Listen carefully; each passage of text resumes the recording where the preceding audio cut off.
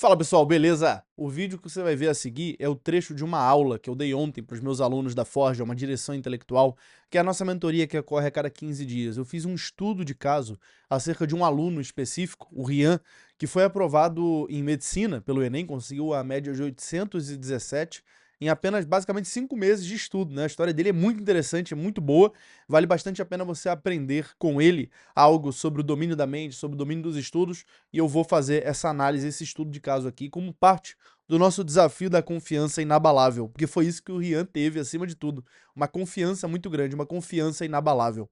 Então, assiste essa aula se você ainda não está no grupo do WhatsApp do desafio da confiança inabalável, entre, eu vou deixar o link aqui embaixo na descrição, e espero que esse vídeo aqui te ajude, tá bom? Forte abraço, faça bom Só ver proveito. se tem alguma dúvida aqui relativa a isso.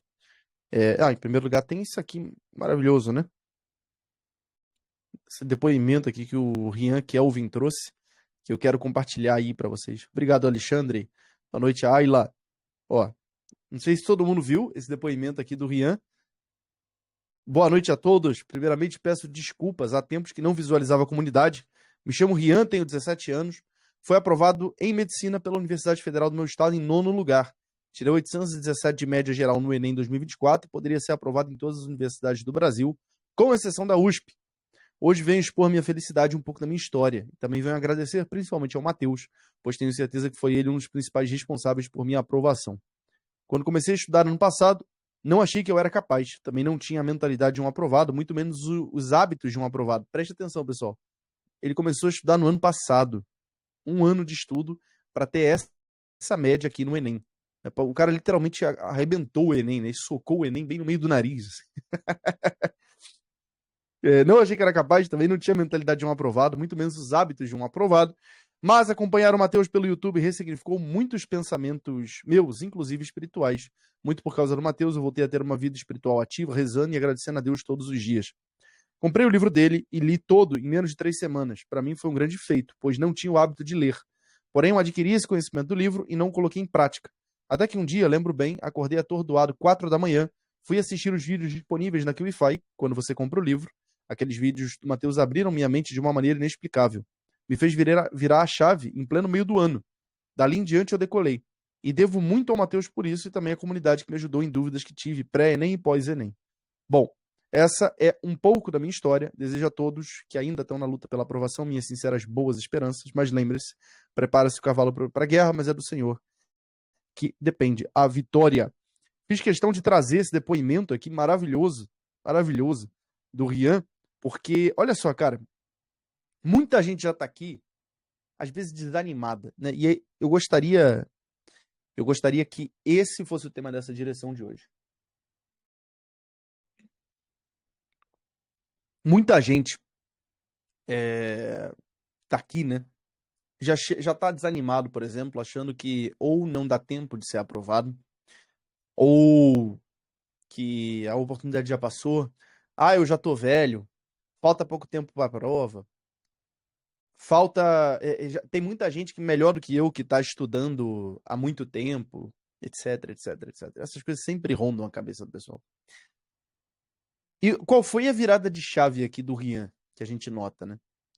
Ele precisou entender uma coisa que eu ensino nessas aulas bônus. Ele está citando aí uma série de aulas bônus que eu dou para o pessoal que compra a versão digital do livro Arte da Aprovação, né? Eu cito lá algumas coisas que eu ensino aqui na Forja com mais profundidade, mas às vezes aquelas aulas ali já foram suficientes, que é o seguinte: olha, em primeiro lugar, você não está concorrendo com ninguém além de você. Ah, Matheus, mas tem concorrente, tem gente que está estudando há mais tempo, tem isso, tem aquilo. Beleza, cara, se você estudar para gabaritar a prova, não importa. Não importa, entendeu? Ah, mas tem um cara que está há 10 anos estudando. Não, ele não é um exemplo a ser copiado.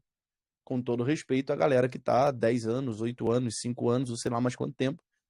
Mas se você está há muito tempo estudando para um concurso, você sabe do que eu estou falando, né? Você sabe que você não é um exemplo a ser copiado. Você que é meu aluno, você sabe. Mas muitas vezes tem gente em cursos preparatórios, principalmente cursos preparatórios presenciais, etc., que já está há 5, 6, 8, 10 anos estudando. E a pessoa acha que por causa disso ela tem uma autoridade, ela pode contar para os outros o jeito certo deles estudarem. Ela pode apontar, ela pode direcionar o caminho para os outros. Mas, veja, é o contrário, né? Você não chegou lá. Como é que você vai dar lição pra alguém, né? Você não chegou lá, você não fez. Seria a mesma coisa, pensem vocês, seria a mesma coisa de eu fazer um curso agora, imagina, né? O professor Matheus Teixeira lança um curso sobre como ser o 01 dentro da AMAN. Como ser o 01 dentro da Academia de Bombeiro Militar Dom Pedro II. Se um dia eu fizer isso, o que vocês podem fazer? Me internar, né? Vocês ligam pra SAMU, manda a SAMU aqui na minha casa, manda me internar, porra. Eu fiquei maluco, né? Li demais. É que nem a tua avó, né? A tua avó fala, né? Ah, estudando muito, vai ficar maluco, moleque. Então, é isso. Li demais, estudei muito, fiquei maluco. É porque, cara, eu não estive na AMAN. Eu não posso ensinar você como é que você vai ser 01 da AMAN, porra. Eu nem estive na AMAN e nem fui 01 da AMAN, né? Então não posso ensinar você o passo a passo. Ah, Matheus, mas, pô, você já passou em um monte de concurso militar, policial. Verdade. Até em primeiro lugar. Agora passei no CFO CBMES de novo em quinto lugar. Mas uma coisa é uma coisa, outra coisa é outra coisa, né, meu filho? Sim, uma coisa é passar no concurso, outra coisa é estar lá dentro, né? É assim que funciona, cara. É assim que funciona. Então, a gente começa por aí, tá? A gente começa por aí. O André tá falando, tô procurando um bom curso para ser o CFO da PM. Tá difícil de achar. Cara, eu não tenho nenhum para te indicar, tá? Ô, Nicolas, eu acho que o Barro Branco não safa, porque a PM do Rio é nível superior. PM do Rio é nível superior. É diferente do conteúdo programático do Barro Branco. Não tem nenhum assim para indicar mesmo, não. Mas aí, ô André, né? Isso entra também aqui no que eu quero falar nessa direção de hoje, tá? Que é o seguinte, eu já vi gente, em questão de meses, e sem ter um curso preparatório, eu vou citar aqui em específico Gabriel Mota, né? Que agora já até se tornou tenente. Já vi gente em questão de meses e sem ter curso preparatório conseguir a aprovação, por exemplo, no CFO CBMERG em primeiro lugar. Eu já vi, bom, no meu caso, né? Então eu vi.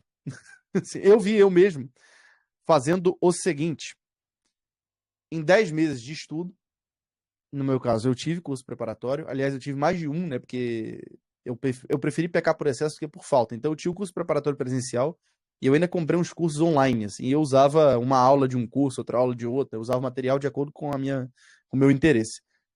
Mas em 10 meses eu consegui ser aprovado na SpaceX.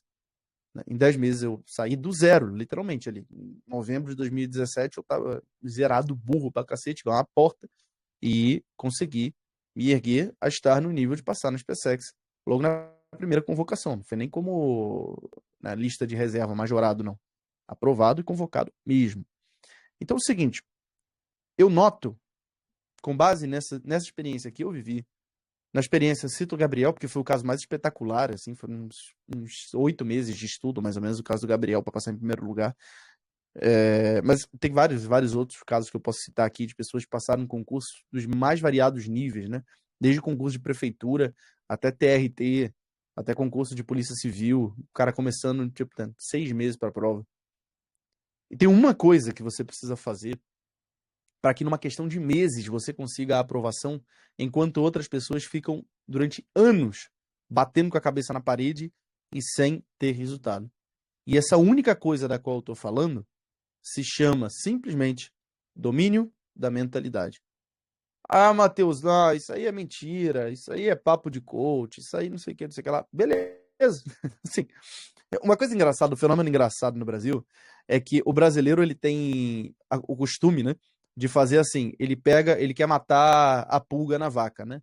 Então ele vai e mata a vaca, ele dá um tiro na cabeça da vaca, ele resolve o problema da pulga e do carrapato, né? Ele quer jogar a água do banho fora, aí ele joga a criança, joga a água do banho, joga a banheira, joga tudo no lixo, assim, joga tudo de uma vez.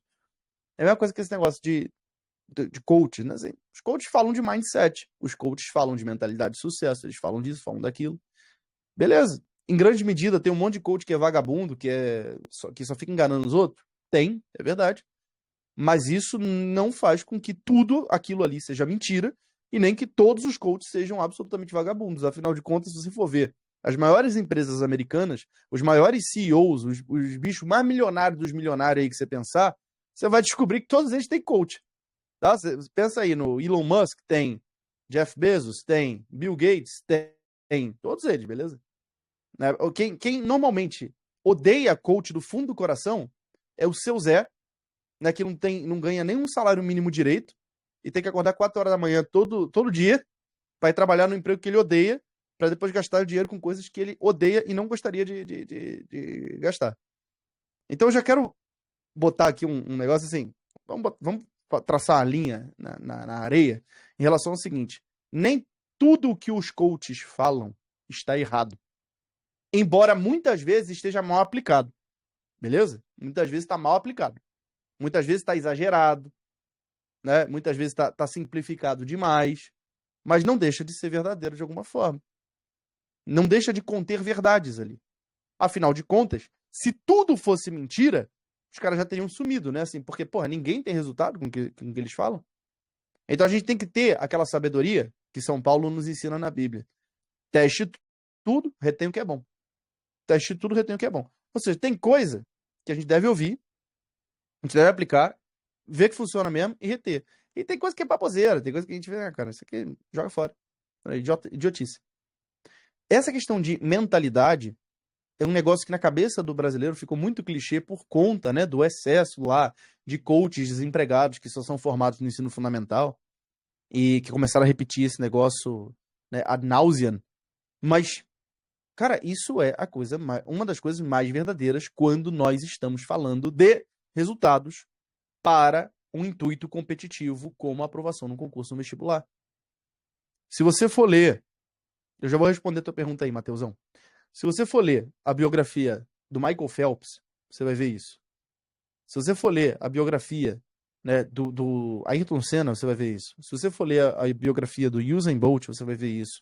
Se você for ler a biografia de qualquer grande empreendedor, você vai ver esse negócio da necessidade do domínio mental. Isso é uma coisa tão importante, mas tão importante que o Steve Jobs, por exemplo, ele tinha um único livro no Kindle dele, quando ele morreu, descobriram, né? Tinha um único livro que ele ficava lendo e relendo várias vezes. Ele andava com o Kindle para tudo que é lugar. E era um único livro. Esse único livro era um livro sobre controle mental, escrito por uma mística indiana. Eu esqueci o nome dela agora.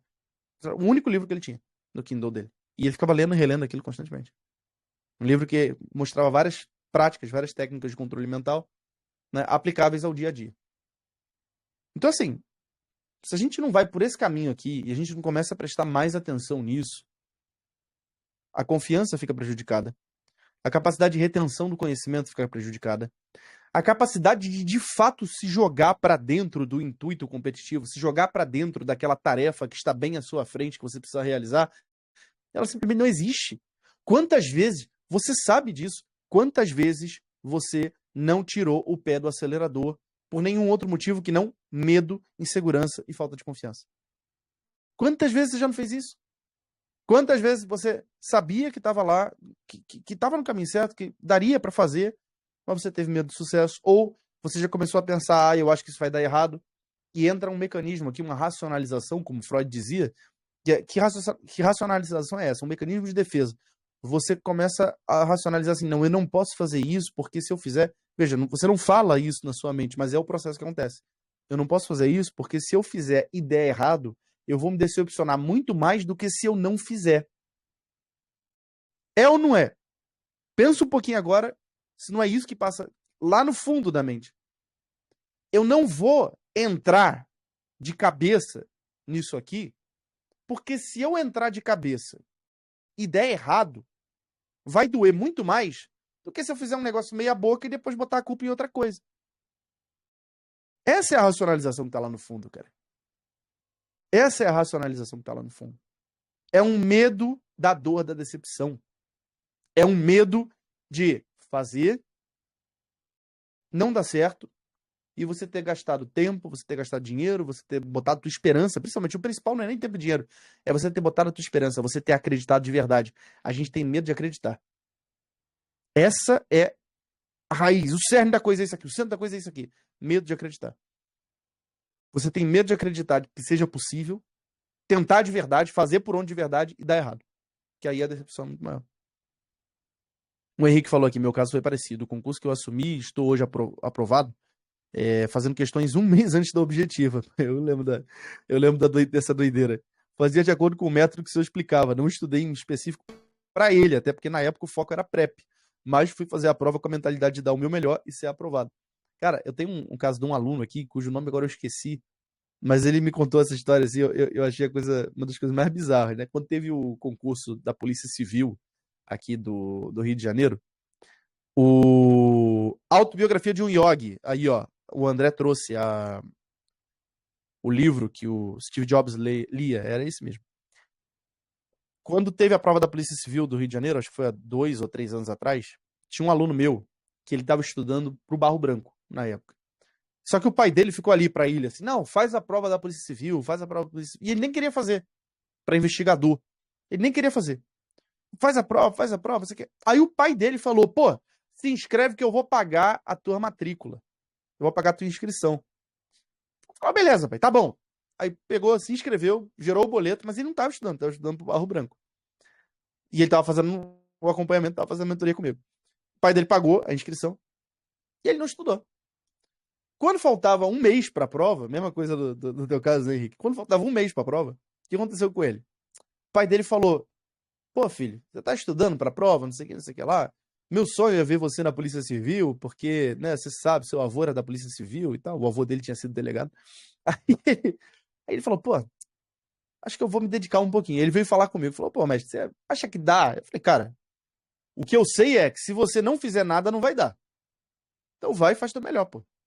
Você já tem disciplina, né? Você já sabe estudar, você já tá estudando em alto nível pro Barro Branco. Então agora só aplica isso pra Polícia Civil. Pega essa mesma disciplina que você já tem, vai lá, pega direito penal, pega direito processual penal, constitucional, né? Vê alguns PDFs dessas coisas, usa o máximo de informação que a gente tem hoje, né? Tem muito PDF, tem muita informação gratuita, tem muita aula boa no YouTube. Vai pegando isso e massifica em cima de questões do que concurso. Pois bem, o cara não estava estudando para a Polícia Civil. Ele passou um mês, menos de um mês, né? Assim, uns 20 e poucos dias, só pegando conteúdo do zero, conteúdo que ele nunca tinha visto na vida dele, mas ele tinha o quê? A mentalidade certa e ele tinha a disciplina certa. Assistindo aula, massificando questão, assistindo aula, massificando questão, todo dia. O cara foi aprovado para investigador, cara. O cara foi aprovado para investigador. Então, assim, eu já vi todo tipo, o caso do Rian aqui agora, né? Pro Enem. Ele teve o quê? Não foi nem 6 meses, ele começou a estudar de verdade em junho, como ele mesmo disse. A prova do Enem em novembro. Portanto, foram 5 meses de estudo profundo, assim. Né? 5 meses de estudo profundo, sério, levando a sério. Ah, mas ele já tinha bagagem. Beleza, ele já tinha alguma coisa na cabeça. Mas a gente vê assim, ele tomou a decisão de ser aprovado em junho. Em novembro ele foi aprovado com 817 de média, meu irmão. 817 de média. Tem noção do que é isso? Então, assim, aqui tá o cerne do que eu quero falar com vocês hoje. É necessário tomar a decisão de ser aprovado. É necessário tomar a decisão de ser aprovado. É você decidir cair de cabeça na empreitada da aprovação e ir ali com diligência, com foco e sem esse medo de se decepcionar. Porque você não vai se decepcionar. Aqui existe uma armadilha que é propriamente satânica. Nesse negócio de, mas vai que eu me dedico, gasto tempo, não sei o que lá, crio esperança e depois não tenho resultado nenhum.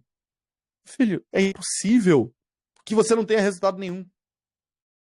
Você quer se apegar a uma promessa? Então você pega a promessa que Deus deixa lá no livro dos Provérbios, quando ele fala assim, para todo esforço há fruto, o palavrório só traz penúria. Vou repetir, para todo esforço há fruto, o palavrório só traz penúria. Qual é o fruto que você vai obter? Não sei. Vai ser a aprovação? Não sei. Sinceramente, não sei. Não vou prometer mentira aqui para você. Não sei. O lucro do empenho é a sabedoria. Outra promessa maravilhosa pra gente ter em mente. Cara, você... No ruim. Não consegui. No ruim, você aprendeu que se dedicar de verdade por uma coisa, chegar lá de cabeça erguida e não conseguir o resultado, não é uma coisa que dói tanto assim. Não tem necessidade de ter medo. Pelo contrário, você ficou mais forte. Né? Você fica mais forte diante dessas situações. Quem aqui já fez isso sabe do que eu tô falando. Quem aqui já se dedicou de verdade, tomou a decisão de ser aprovado, estudou de verdade, chegou lá e não conseguiu, não teve aquela sensação de que eu joguei tempo fora. Não. Pelo contrário. Você entende exatamente onde você errou, onde você acertou, o que está precisando melhorar, e você consegue resultado. Teve um rapaz, o Milton, meu aluno na turma do CBMERG, ele tava falando para mim assim, pô, mestre, ele fez essa prova agora, né? Ele foi até comigo, ele mora aqui perto de mim, e aí eu dei carona pra ele. A gente foi lá fazer a prova junto. E quando saímos da prova, ele tava falando assim, mestre, foi a primeira vez que eu fiz uma prova sem ter medo. Foi a primeira vez que eu fiz uma prova assim, tranquilo. E eu não consegui, eu sei que eu não fui aprovado, eu sei que eu errei um monte de coisa, mas não tá doendo. Das outras vezes que eu fiz a prova, tava doendo. E eu sei exatamente o que ele estava falando. Por quê? Foi o que aconteceu comigo em 2017. Eu já tinha 4 reprovações nas costas, quando eu tomei a decisão de ser aprovado, finalmente, em novembro. Falei, não, agora eu vou fazer de verdade.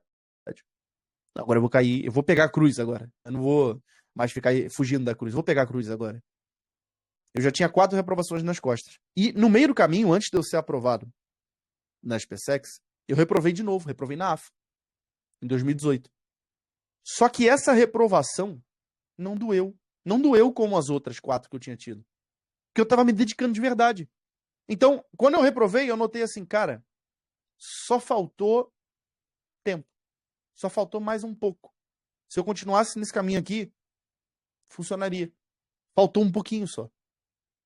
Então, esse é sempre o fruto que eu vejo as pessoas obtendo quando elas se esforçam, quando elas se dedicam de verdade, quando elas tomam a decisão de ser aprovadas. Ou elas passam, como foi o caso do Rian, às vezes em tempos recordes, né? Ou esse rapaz passou investigador da Polícia Civil, cujo nome agora eu esqueci. O Gabriel, que passou em primeiro lugar no CFO Submerge, etc, etc. Eu consegui aprovação na SpaceX em 10 meses. Ou elas passam, ou acontece um fenômeno maravilhoso. Pela primeira vez, elas percebem que elas são capazes. Mesmo reprovando, elas não saem da reprovação com gosto amargo da derrota, como elas saem quando elas não se dedicam de verdade. O verdadeiro desperdício de tempo não é você fazer um negócio com o teu coração e não conseguir no final. É você nem fazer direito. É você não se entregar, é você ficar relutando, você não abraçar a cruz. Esse é o desperdício de tempo real. Deixa eu ver as dúvidas que vocês estão mandando aqui.